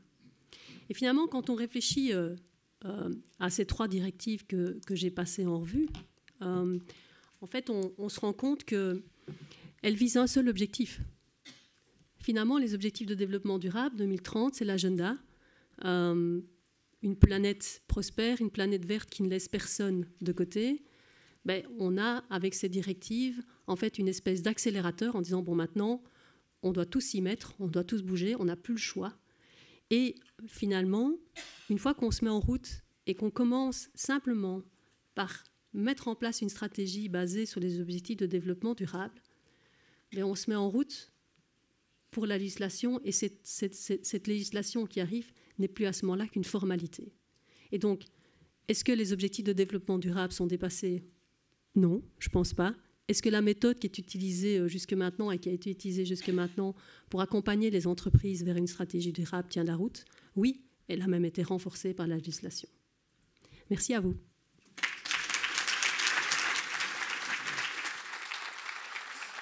Merci Anne-Catherine. Ne partez pas trop loin parce que je vais vous demander de vous asseoir avec Natacha Zwinen, Isabelle Regenster et Valentine Van Gameren puisque c'est le moment de poser vos questions. On va faire circuler des micros parmi vous.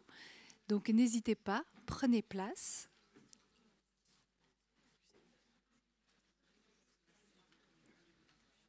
On a même 2 micros.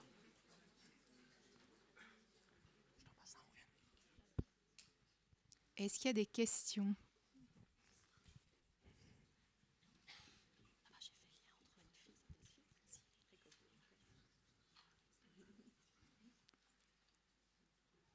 Personne? Il faut juste lancer la première. Après, en général, ça s'enchaîne assez bien. Ah, oui, monsieur. Non, parce que comme ça, vous êtes enregistré, tout ça, et ça fait partie de notre journée, donc c'est super.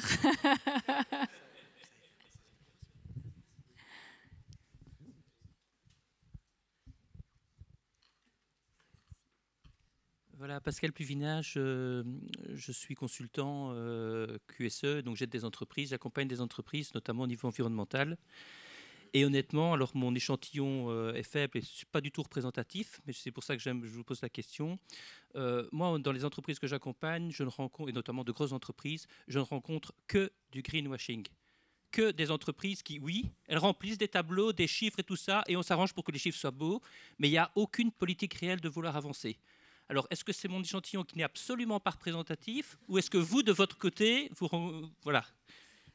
Anne-Catherine.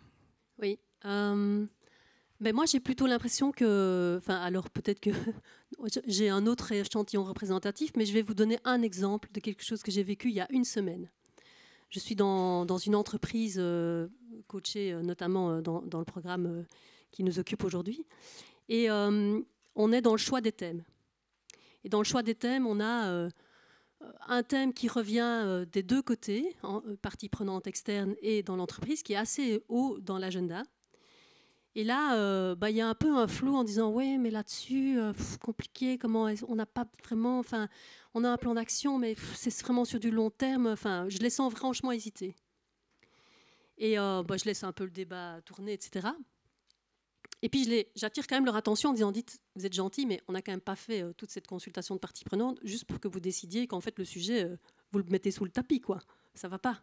Ça n'ira pas. » Et là, c'est le CEO qui a pris la parole en disant mais non, effectivement, on doit s'attaquer au problème, on doit y aller franco, même si ça va prendre du temps et on ne peut pas tout faire en même temps. Et je crois qu'en fait, aujourd'hui, au niveau des entreprises, il faut arriver en fait à mettre le doigt là où ça fait mal et surtout à leur faire prendre conscience qu'il faut avancer. Et je trouve que, donner un exemple très simple aussi, quand le PDG de Danone a voulu faire passer Danone en entreprise à mission, il s'est retrouvé coincé par rapport à son conseil d'administration.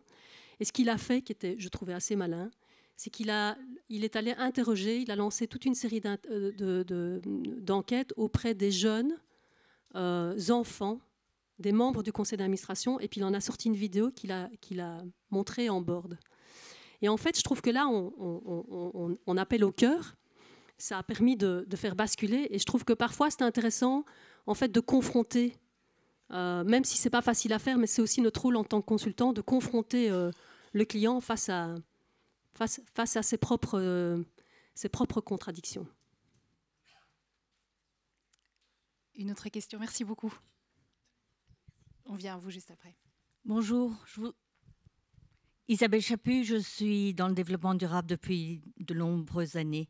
D'abord, merci pour cette présentation, c'était très inspirant.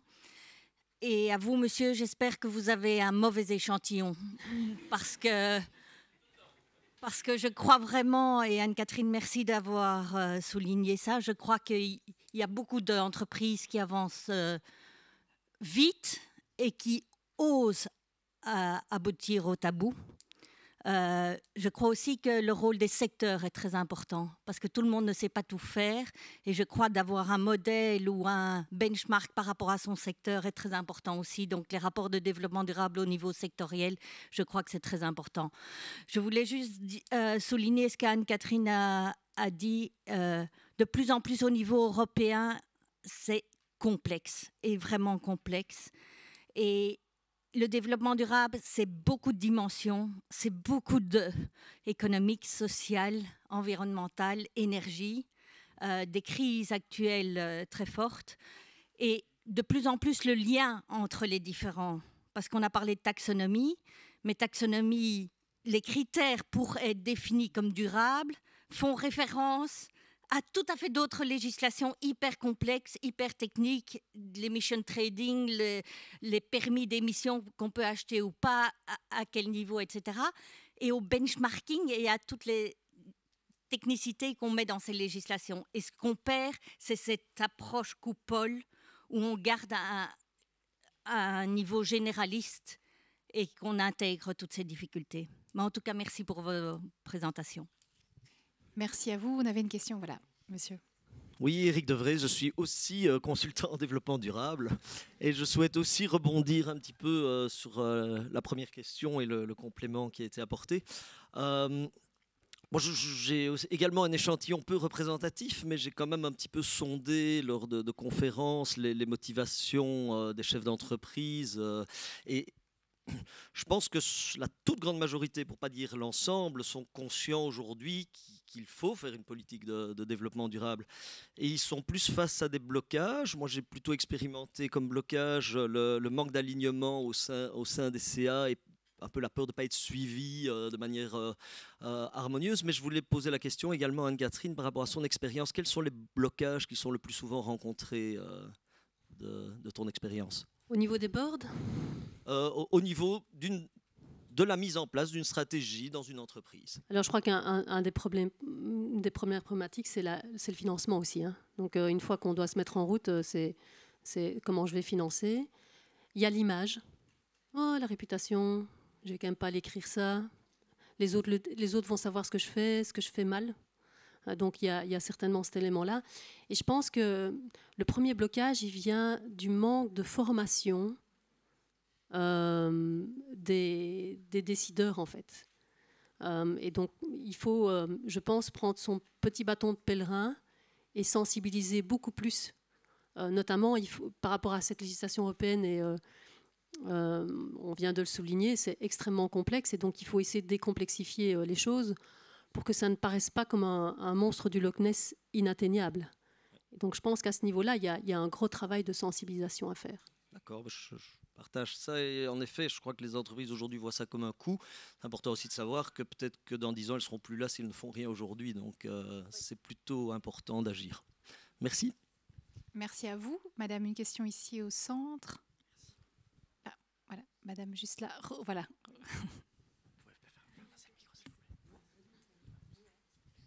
Merci. Dominique Anne Fallis de la ville de Moucron. Donc, je voudrais revenir à la problématique des communes et au niveau du reporting, justement. Alors, ce qu'on constate, c'est que pour arriver à ce reporting, il y a une question de données, de collationnement des données et de systématisation de ce collationnement. Alors, on a bien quelques tableaux de bord, mais c'est toujours par silo. C'est encore toujours par silo et avec des grilles de lecture qui ne sont pas souvent ODD. On n'est pas comme dans l'entreprise, vous avez des obligations par rapport aux banques, vous l'avez évoqué. Et ça a pour effet qu'on a un problème évidemment de comparabilité du rendement des projets et de mise en perspective avec les stratégies, déclaration de politique communale et programme stratégique transversal. Alors, tous ces problèmes-là, pour y répondre, il y a deux choses à faire.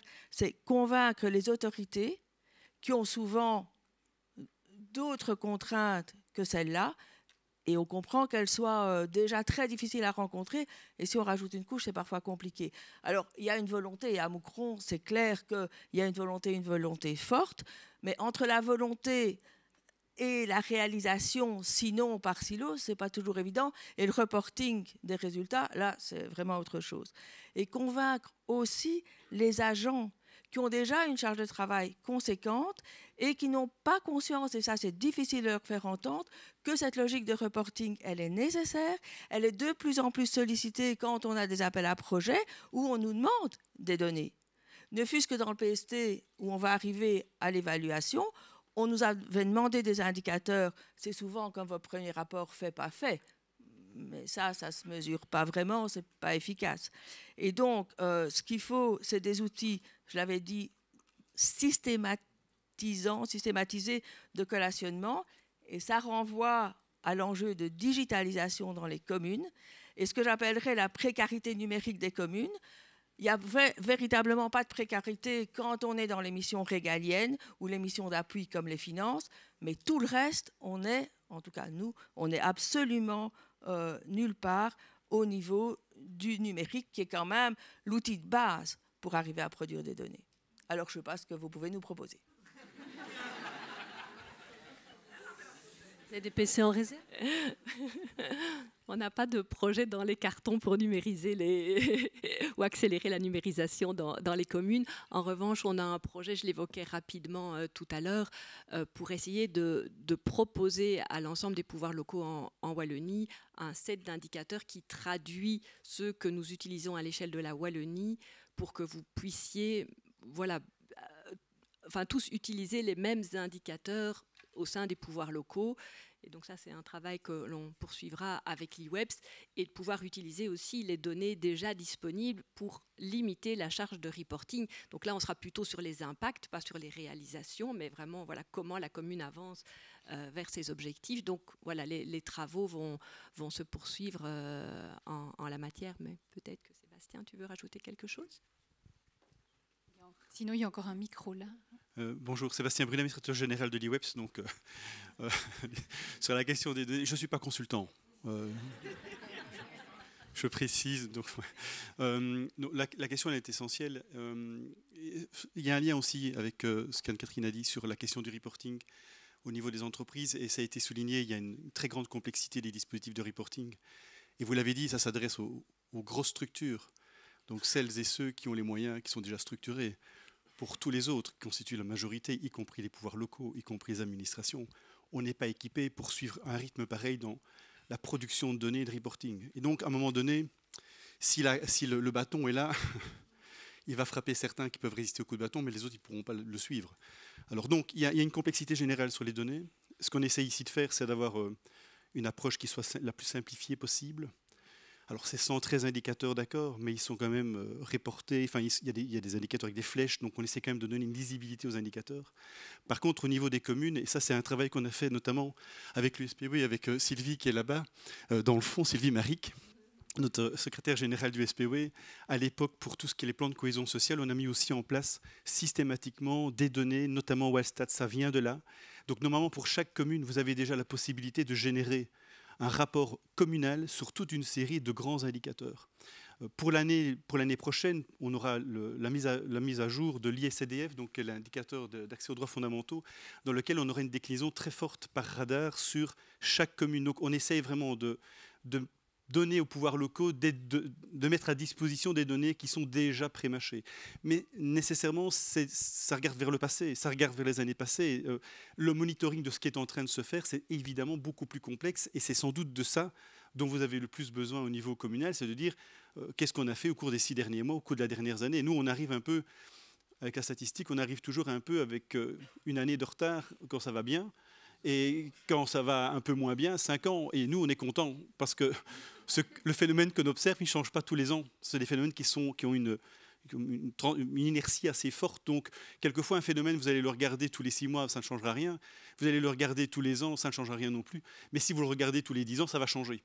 Donc, en fonction de la nature du phénomène que vous observez, la temporalité est différente. Et quelquefois, et je reviens sur la question de la pédagogie ou du manque de formation, les décideurs, qu'ils soient publics ou privés, des fois, on mélange un peu tout. On pense qu'on peut regarder un taux d'emploi varier tous les mois. Ça n'a aucun intérêt, aucun sens par rapport à certains. Donc, en fait, il y a une formation, une sensibilisation à faire sur quel indicateur pour dire quoi.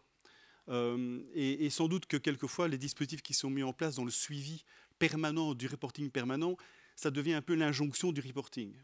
Alors, un indicateur, il n'a d'intérêt que s'il est utile à quelqu'un. Et donc le but du jeu, et c'est ça, il y a une forme de sobriété aussi à avoir dans la production d'indicateurs, parce que sinon on n'en sort plus. On doit être sobre, parce que sinon vous ne voyez plus rien. En fait, ça devient un brouillard de chiffres, de données, et vous passez votre temps à faire du reporting, et finalement plus personne ne sait pourquoi faire. Donc je pense c'est un peu ça l'objectif qui était un peu dans la baseline de la collaboration avec la direction du développement durable, c'est de faire des indicateurs qui soient utiles. Et pas des indicateurs pour des indicateurs. Alors, on entend bien, et les pouvoirs locaux sont sont à chaque fois à l'interaction avec les usagers, avec tous les autres niveaux de pouvoir, parce que finalement la commune c'est là où tout atterrit hein, au bout du compte, et les gens viennent vous poser directement la question en frappant à la porte. On va rarement faire ça à l'Élysée. Donc fondamentalement, on essaie de travailler là-dessus, et je vous renvoie un peu, je ne botte pas en touche, mais je vous renvoie vers Wallstat, où on essaie vraiment de mettre en place des outils qui vous permettent en tout cas d'avoir des éléments un peu synthétiques. Mais je suis d'accord avec vous qu'en tout cas sur le day-to-day, le jour après jour, là par contre, ça présuppose une forte pression au niveau des services communaux et des pouvoirs locaux de manière générale. Merci. Merci beaucoup. Alors on a des questions ici. Je vais reprendre le micro. Merci. Merci beaucoup. Ok, pardon. Je reviens à vous juste après. Bonjour, donc Whitney Bader de la ville de Liège en charge du plan climat et du développement durable. Je ne peux que confirmer ce que Madame a dit au niveau des pouvoirs locaux, de la difficulté du monitoring continu, de la mise en place des stratégies et également de convaincre les services communaux. Et en fait, moi, je voulais aborder ça de façon un peu plus pragmatique. Donc, c'est effectivement difficile de ne pas vendre ça comme un autre plan, une autre stratégie à mettre en place en plus, avec tout ce que ça implique de reporting. Mais alors, j'ai entendu parler de financement pour les institutions qui avaient une feuille de route. Donc, on est en train de suivre le coaching. Et je pense vraiment, et je me permets aussi d'ajouter aux consultants, quand on parle aux entreprises, de d'abord parler d'argent, en fait.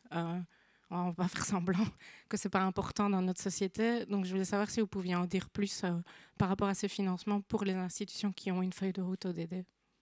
À ce stade-ci, je ne peux pas vous en dire plus, mais voilà, en effet, ce sera un outil voilà, qui viendra à point nommé pour vous aider. Après, il ne faut pas... Je pense que dans ce que vous faites au sein de la ville, il faut essayer vraiment de le relier au PST. Ça, je pense que dans le travail que fait ma collègue Marie avec les pouvoirs locaux, on essaie, et Espace Environnement qui nous accompagne, on essaye vraiment de relier pour que ça ne soit pas une stratégie à côté, mais qu'elle fasse partie intégrante du programme stratégique transversal de la commune, et que donc ce soit les mêmes indicateurs, certainement un peu enrichis, qui permettent de suivre les avancées. Oui, c'est ce qu'on fait, mais donc voilà, la ville de Liège est une grosse commune, donc on a déjà beaucoup de plans. Et c'est vraiment le message qu'on essaie de faire passer, que ce n'est pas un plan en plus, mais une autre façon de voir les plans. J'espère qu'à l'issue du coaching, le message sera passé, mais c'est pour ça que je demandais pour les financements, parce que je pense que dire oui, mais à la fin de cette feuille de route, voilà, on pourra décrocher le financement, parce que c'est ce qui manque clairement. Mais ça peut être... Il y aura des possibilités l'année prochaine. Bon à savoir, merci. Je vais passer ici parce qu'il y avait 2 questions et puis on revient vers vous. Voici. Merci. Vincent Troyens, un des vieux qui agit avec les jeunes de Corporate Regeneration. Depuis quelques années, plus ou moins depuis la création du département développement durable, j'ai l'occasion d'observer avec beaucoup d'intérêt l'évolution des différentes initiatives qui sont prises au niveau de l'administration. Tout d'abord, je vais vous féliciter. Ce n'est pas pour lécher des bottes, mais je trouve qu'il y a vraiment des choses très intéressantes qui ont été faites. Et Natacha, tu parlais des progrès qui ont été faits. Donc, le mot développement durable est davantage connu, etc. C'est la ministre de l'Environnement, du développement durable qui prend la parole. C'est toi qui prends la parole ici aujourd'hui. C'est logique, mais ma question serait de savoir si pendant cette période, mais quelque part, quel est le degré de perméabilité et d'appropriation de ces sujets pour les autres acteurs au niveau de l'administration et par ricochet aussi au niveau politique. Est-ce que ça reste une affaire de spécialistes? On a entendu les consultants en développement durable, on entend parler les responsables environnement au niveau des communes, mais de quelle façon ces sujets s'en empartons vraiment au niveau des autres acteurs? C'est une bonne question, Vincent.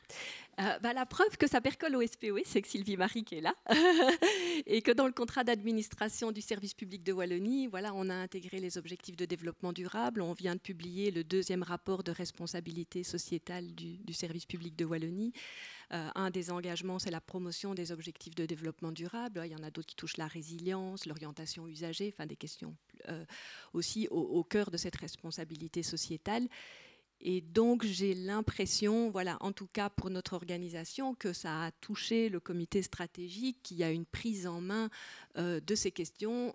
c'était moins le cas il y a 10 ans quand j'ai commencé. Voilà, plusieurs personnes peuvent en témoigner. Après, je pense que dans les organisations, les autres pouvoirs publics régionaux, on voit aussi les choses évoluer. Enfin, je pense que ça touche que les CEO, et Anne-Catherine le disait, voilà, les CEO commencent à être conscients parce que ça relève de la pérennité de leur structure. Et donc, ça reste de moins en moins coltiné dans un petit secteur de l'organisation. Les gens s'y intéressent. Alors voilà, c'est pas encore peut-être suffisamment répandu, mais je trouve que là, on a quand même franchi un cap, on réussit à faire adhérer, on ne doit pas... Avant, les gens, enfin, il y a 10 ans, encore, on se moquait des questions de réchauffement climatique.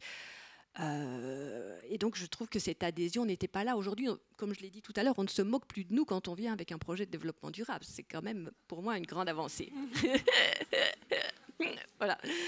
Donc, voilà, je trouve qu'il y a toujours besoin de quelqu'un qui doit le porter de manière transversale, parce que ça rassemble beaucoup d'acteurs dans une structure. Et la question, en effet, c'est de faire en sorte que cette appropriation marche. Ben voilà, chacun le fera un peu de manière différente en fonction de son organisation, mais il y a des jeunes, et pas que des jeunes, qui vont vraiment relever le défi, parce qu'en fait, c'est important pour eux, pour être fiers de la structure dans laquelle ils vont travailler. Et donc, qu'ils soient au niveau des achats, du marketing, de la comptabilité, ben, ils vont s'investir dans ce sujet et apporter leur contribution au projet d'ensemble. Donc, ça bouge. Je crois que votre voisin avait une question, ou bien c'était pour la même chose? C'est autre chose, bah, allez-y. Je peux juste rajouter un tout petit élément par rapport à ce qu'a dit Natacha, c'est que cette année, et c'est nouveau, dans le programme qu'il y a eu cette année, on a aussi accompagné d'autres directions générales. Et donc, en fait, c'est en train de percoler. Et donc, ce qui est intéressant, c'est qu'ici, pour la première fois, le SPW s'est dit, tiens, on va être exemplaire, et donc on va aussi le faire au niveau d'autres directions, quoi. Donc, il y a eu des appels à projets à ce niveau-là. Vous vouliez ajouter un petit quelque chose? Si je peux. Oui.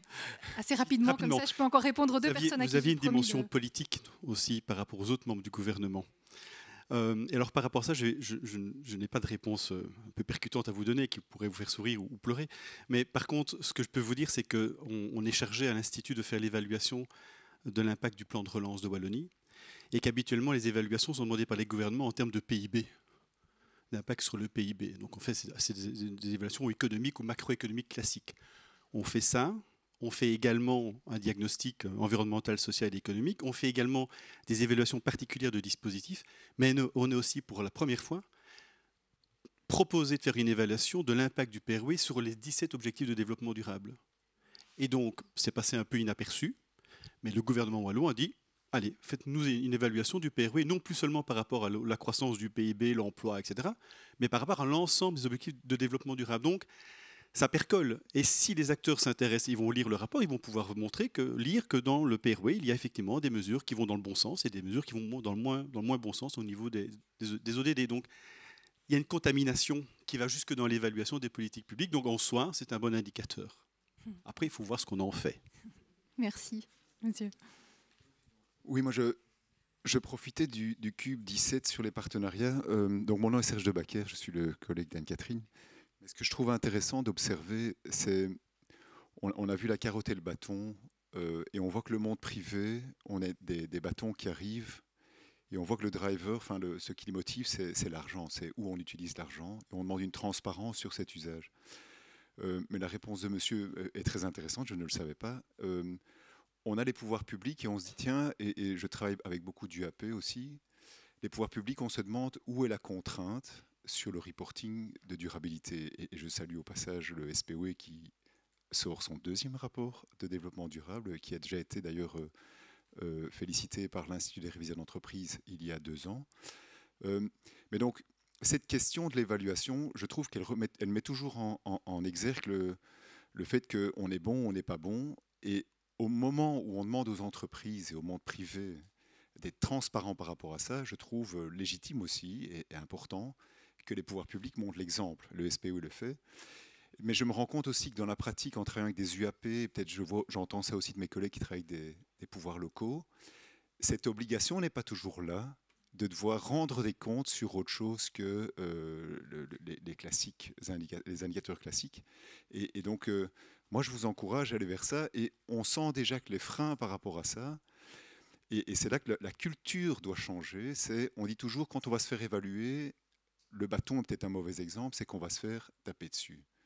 Mais moi, je dis, sans cette évaluation, on ne sait même pas s'améliorer. On ne sait même pas aller dans la bonne direction. Et on l'a vu, les chiffres qui sont sortis par vos deux collègues, qui sont extraordinaires, je félicite le travail par rapport à ça. On regarde tous le chiffre et on voit pour l'énergie, on voit l'effort qui sont faits en renouvelable et on dit la cible, elle est là. Et on est tous en train de sourire en disant « Et comment on va faire pour atteindre les 28 ?» Vous voyez, donc, et à ce moment-là, je pense que c'est culturel. Et je me demande comment on peut faire ça. Et peut-être la question, Natacha, c'est faire en sorte que cette culture de l'évaluation et de la mesure soit prise comme quelque chose de positif dans nos sociétés plutôt que négatif et je vais perdre mon boulot et on va m'évaluer négativement.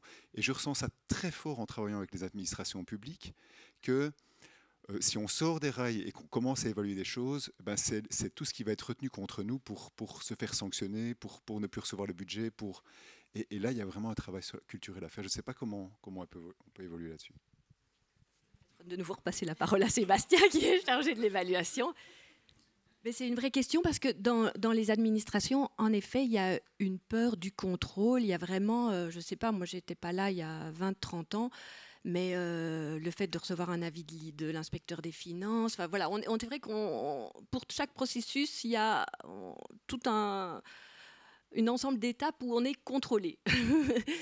et la manière dont on est contrôlé chacun dans son projet, elle est un peu sanctionnante. On ne vous dit pas comment est-ce que vous pouvez faire, donc on ne vous prend pas par la main pour vous dire bah là, ce n'était pas tout à fait juste, je te propose de faire comme ça.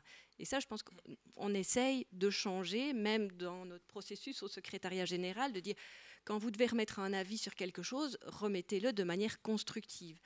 Mais c'est vrai que ce sont des mentalités à changer, et donc on est tous, en tout cas une grande partie des agents, un peu conditionnés par cette peur du contrôle qui n'est même pas encore de l'évaluation, mais toutes ces étapes où on est un peu sanctionné et pas aidé pour porter son projet. Et donc oui, c'est vraiment une question de culture et ça, je crois que ça prend beaucoup de temps à changer et donc on essaye petit à petit, mais je n'ai pas de véritable baguette magique. Mais c'est institutionnalisé dans les fonctionnements et on essaye de dépasser ça.